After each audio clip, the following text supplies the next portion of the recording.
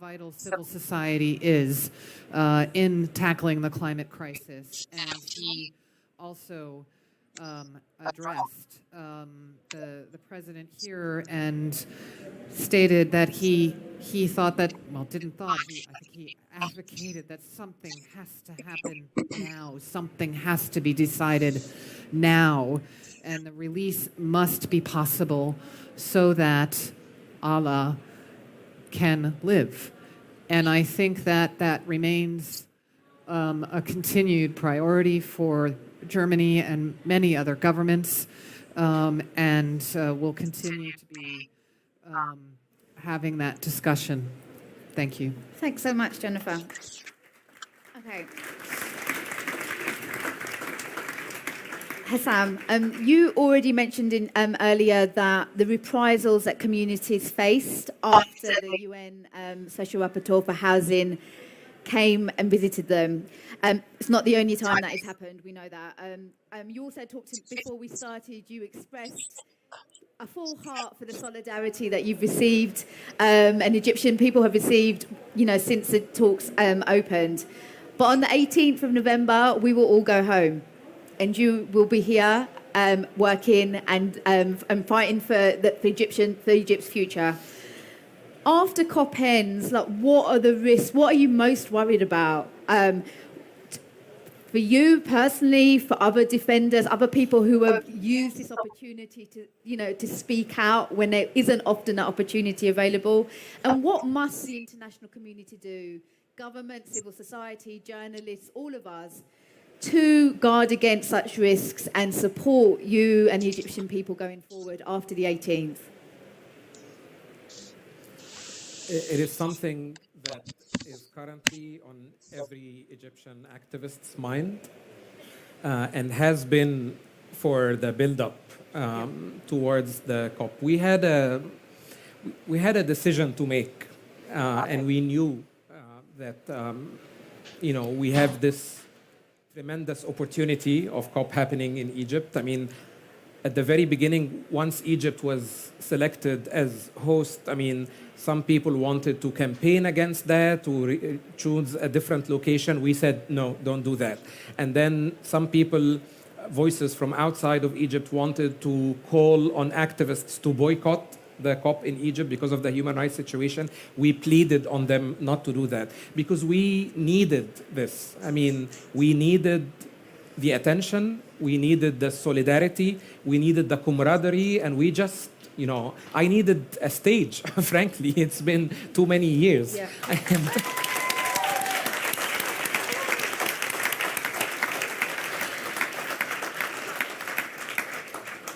So, I'm not one of those that believe that, there should be strict human rights criteria for the country that is eligible for hosting the COP. I think there should be very strict human rights criteria surrounding the organizing and the access and the participation in the COP. But I don't think that UN summits should only go to democratic countries. I think UN summits should go to anywhere where civil society and activists need to be heard and need to be seen. And that is very much true in our case. I have been banned from travel. I have been prohibited from leaving Egypt for 7 years now. And that is true for the majority of the leadership of the human rights defender community. 4 other colleagues in my organization are also banned from leaving the country. We are facing 3 open criminal cases, each of them carrying a possible prison sentence. For me, it's receiving foreign funding. For 3 of my colleagues, it's running an illegal organization. And for one of our researchers who's currently on trial for spreading false information because he wrote an article about the rights of Christians in Egypt. So I want to take this opportunity to also salute Patrick Zaki, Mohammed Bashir, Karim Annara, and Gasser Abdelrazek, who are facing exactly the same situation that I'm facing. And, our personal assets and our bank accounts have been frozen. Individual bank accounts have been frozen since 2016. So again, these are just that was done to one organization, mine, but it was also done to, again, most independent human rights organizations, specifically because they wanted to cut us out of venues like this one. So until the mountain came to Muhammad, really. And so of course, it is overwhelming, and Sanaa and I have been discussing this. I mean, we are overwhelmed with the amount of solidarity and support. The only thing that is tempering the mood is that we are worried sick for Alaa. But if it wasn't for the dire situation, we would be embracing and sort of really enjoying every moment of these 2 weeks. But of course, we know that the risk of reprisals is very much there. And that's the decision that we had to make. This is a huge opportunity. Egypt has been forgotten for the past few years because there's a degree of normalization of repression, because it appears to be a stable country in the middle of a very unstable region, because Egypt only is in the news when there is a crisis, when there is a ship stuck in the Suez Canal, or there has to be something big for the world to notice Egypt. And especially after the war in Ukraine, so we very much needed this spotlight that we have right now, and that sense of solidarity, that sense of connectedness with the outside world. Is it a risk? Of course it's a risk, but it was a choice between taking a calculated risk, because we're also taking precautionary measures, and we spent many weeks with our international colleagues developing contingency plans for everything that could go wrong before COP, during COP, and after COP. Or the other choice was to actually miss out on this huge opportunity. And so we decided, frankly, to take the risk because we think the risk was worth it. And that was before Alaa went on a full hunger strike and the water strike. Once that started, Alaa basically gave us a timeline and a deadline. And so, so any fear, any hesitation that we had on our minds completely disappeared when Alaa put us all to work. Thank you, Hossam. Okay. I'm going to go back to Sanaa and then open it up for questions. Can I just ask, is the 8 o'clock a hard 8? Okay. Right. Sanaa, I have such admiration for you. It must be so hard to think about anything else apart from your brother at this moment. But, for you as a human rights defender, but also as as a sister, what would a good outcome be for you from this COP? Like, what does success look like? And what matters most to you and to other Egyptian activists? Some of whom are here, many of them who aren't even in the country anymore, or are in jail, like your brother. The good outcome has happened. I've been connected with many activists and many people who are very inspiring, who I'm learning from, and I really appreciate that. I had traveled, I had met, seen solidarity outside. Unlike Hossam, I wasn't stuck here, but it feels so much differently happening on Egyptian soil, really. And so I'm really heartwarmed by that solidarity, and that's what's keeping me together a little bit. Given Alaa, I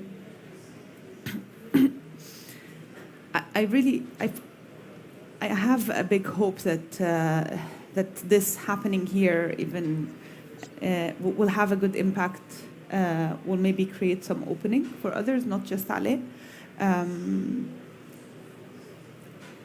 I think the way it materialized in the end was amazing, and the solidarity is amazing. If only the governments and the UN Secretariat were aware earlier in the time leading up to COP, they had an opportunity to negotiate some more improvement. But I'm saying this from a very positive place. I really think what materialized in the end during the conference, the amount of solidarity is absolutely amazing. And I don't think when we discussed, we imagined it would be that scale. We imagined we would be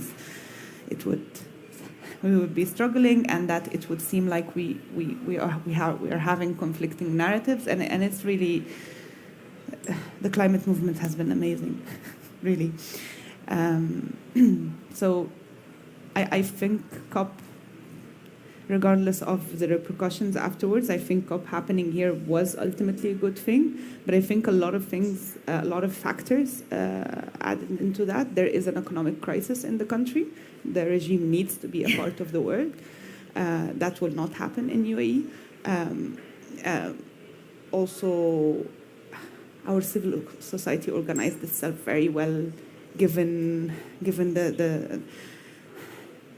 the stress we always operate on. We gave this one our all. We really put our all into this fight because we felt like there hasn't been any opportunities for openings. We haven't had people out from prison really in any like numbers to real numbers a little bit since 2015. We haven't had even the state claiming it needs dialogue, although it's not actual dialogue, but feeling pressured enough to make that claim did not exist for ages. So we did put our all in the whole year leading up to COP.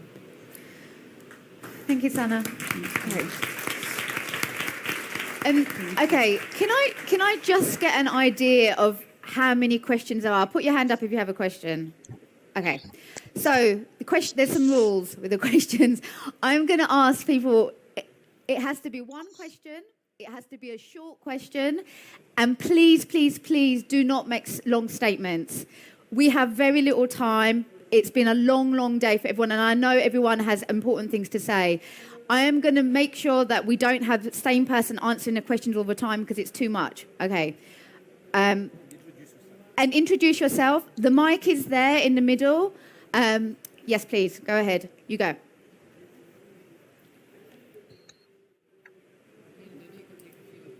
Okay, yeah. Okay, we're going to take maybe 3 questions at once. And please say who your question is for. And don't be offended if I cut you off, because those are the rules. Thank you, all our speakers. I am Solange Kone from Côte d'Ivoire. I don't speak English. You good English. I will try to do my best. Thank you. I am the representative of a World March of Women. It is the movement promote women's rights. And I am here with the GDG Alliance Justice. This space is very useful for us from South because I don't want to say Africa because in Africa we have North and South. In the North we have North and South. So I am talking about South. The situation, Madam, you are right. TikTok, women and people die in South. You are right. That is why I have message. My message is to address to one decisionaire makers. One decisionaire makers. Judged and sentenced on a criminal basis, that they get released just because they have high connections or like they're highly connected with international organizations and foreign countries that can impose pressure on host countries to release them. And the Okay. other, yes. One question. Yeah, sorry. One question. And finally, thank you. just That's your question. Yeah, Thank you. I'll just leave it. And Thank that's you. just the rights of the other people who were they inflicted harm upon them as well, and whether as well that they don't deserve such like human rights as well, and to be treated fairly and to deserve justice and fair as well. That's my question. Thank you very much. Okay, one more before we move on. Okay, yes, please. Yeah, this is also a governmental. Go ahead, I know you. Go Yeah. ahead. Is it okay? Excuse No, me? excuse- Is this kind of Excuse me, madam. Madam.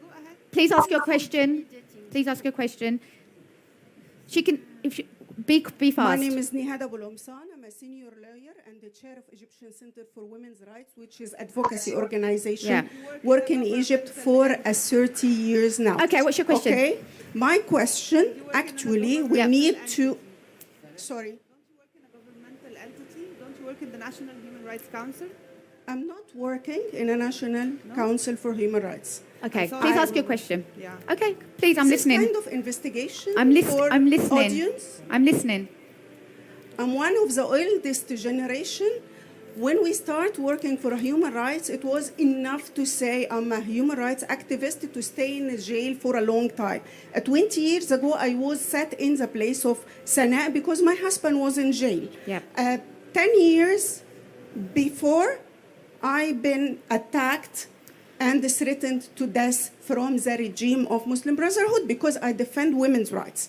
Okay? Is this enough?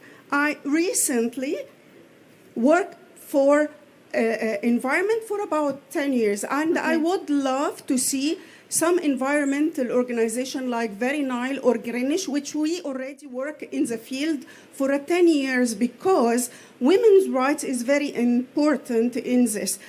As we say, without human rights, and I want to add, without women's rights, there is no justice because women suffer double from poverty and violence when we see. So we work hard in the field in Nile Islands and North.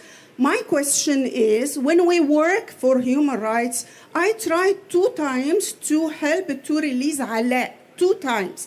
And the main challenge is the fragmentation between human rights movement and women rights movement. The question, Please. when Alaa has been arrested, he been arrested because he, sorry. Please just ask a question. We have no time. The question, when I tried to release Alaa, hundreds of complaints I received from women has been attacked from Alaa. I'm sorry, his we're out of time. Women's That's good. bodies. That's it. That's enough. Thank you. Thank you very much. Okay, thank you very much. Okay, I'm going to try and just summarize a couple of points that we had. Can anybody, on the first question around prioritizing those who are already suffering the impacts of the climate breakdown, you know, the lady asked, you know, it was a call really to the decision makers here. I mean, loss and damage is absolutely the red line, I feel, that for many, many countries, vulnerable nations, and civil society and climate activists at this COP.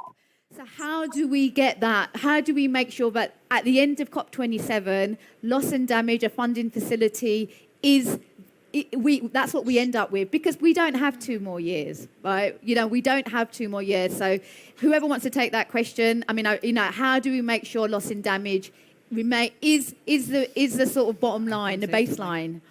Climate Morgan. We keep I can advocating and we keep asking and we keep making the human rights claim as to why loss and damage are part and parcel of climate justice. You know, we need to be brave. We need to be courageous. We need to keep working at it. There is no easy solution. There are models of financing already. There are people working who have been working for many years to try to imagine what loss and damage could look like. Political will is what is missing at the moment. You know, ability and commitment to put money into loss and damage, ability to recognize that there is a rights-based, a rights claim to it. There is currently an initiative at the General Assembly to demand an ICJ assessment or decision on many aspects of climate change and the human rights grounding of it, including loss and damage. That is all part of how we're going to ensure that that it happens. I can assure you that for Amnesty International, it is one of our primary call. I understand Germany is trying to kickstart and push the discussion by proposing the shield, global shield system, not as an alternative to loss and damage or other form of financing, but as a way of really forcing Western states to consider the options. It is absolutely top of the agenda, and it must happen, and we must keep asking. Thank you. Jennifer? Thanks. I think what needs to happen? Well, I think a lot needs to happen. I think everything from engagement of every government here, north, south, east, west, small, big, medium, all need to be, there needs to be discussions about it. We need ideas about how to do it. We need to look at what's already happening and what's working and what's not. It's clear there needs to be a greater focus on addressing loss and damage, right? That's what we've heard. So all of that, I think, in the coming weeks and months and years, this is, we are now in a situation where these are happening now. That's a big part of it. But the other big part of reducing loss and damage is about campaigning to shift out, phase out fossil fuels and go for a sustainable, just energy transition. And again, to be doing that on every single level that we possibly can. Because if we don't have that, what's been happening in the last years and particularly months, the situation that we're seeing around the world will just get worse. So we need all of that here. Thank you, Jennifer. Did you want to respond to this question? No, to one of the audience. Okay, yeah, I was going to, because one of the things I was going to ask from the other questions was, obviously the case of Alaa has had a lot of media attention. Absolutely, it is critical. This is a life or death moment. There are more than 60,000 political prisoners in Egypt. Both of you, I know, because I have interviewed you both over the years, that have campaigned not just for one person, but for all of these other prisoners, right? I just wondered if you wanted to respond to that point, Hossam. Sure. Salma, is it? Hi. We went to the same school. Okay, so to respond to your question, I think there is a great deal of misinformation and frankly ignorance also sometimes about just simple facts. So Alaa is currently in prison for the crime of spreading false information. That is the charge that the Egyptian state brought against him, the only charge. Although he is charged with spreading false information, he was tried before an emergency state security court, محكمة طوارئ أمن دولة. After the state of emergency had ended in October, but he still was tried. This court does not allow the right of appeal. His charge was that he shared a Facebook post, not written.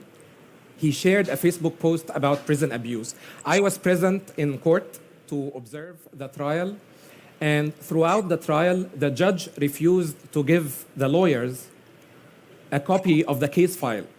So ultimately, the lawyers refused to present their defense without reading the case file. So ultimately, the judge sentenced them to 5 years, the defendants. No access to the case file, no defense pleadings, and I was there every time as a journalist as well. So to claim that Alaa is a criminal or that he was convicted or that he has victims, I challenge you to show me who is the victim of this crime or why this so-called crime was sent to an emergency court. That's the first part. The second thing, which is also important, is that, there is, of course, all the pro-government voices say, oh, but we have no political prisoners. These are all criminal convicts.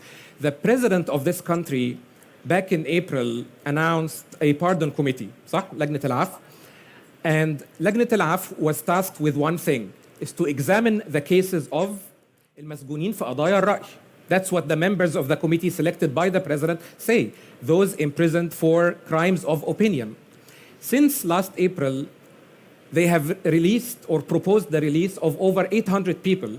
So that's 800 people that the presidential committee is saying were held on crimes of opinion, because that's their only mandate, right? So how can you challenge the presidential committee by saying that these are all criminal convicts? These are all prisoners of opinion according to the presidential committee. So my advice is really, one should educate oneself because this information is all available. The problem is, of course, with the degree of misinformation and lying that is so persistent, some people just want to believe government lies when the facts are actually available. Thank you. Thank you, Hossam. Sanaa, did you want to add something? You don't have to. No, I just want to thank everybody showing their solidarity. even the no ones are indicators that it is working. So please keep it going, keep the story alive. Thank you, and hopefully we will be able to save him. Thank you, Sanaa. Okay, we are. I don't know. We're out of time. Does anybody want to, on the panel want to make one last statement? Or yes, An announcement. Announcement. Okay, fine. So, because we respect UN rules and because we're in the blue zone, so we're not asking anyone to demonstrate and we're not asking anyone to hold signs. However, we are asking everyone to dress in white tomorrow. So just to wear white silently, because that is the color that Egyptian prisoners wear. So tomorrow we are calling it a white out action day, where we're asking you to either dress in white or to have a white scarf and post on social media and share your pictures. Thursday. I've been here for too long. I'm sorry. It was almost perfect, yes.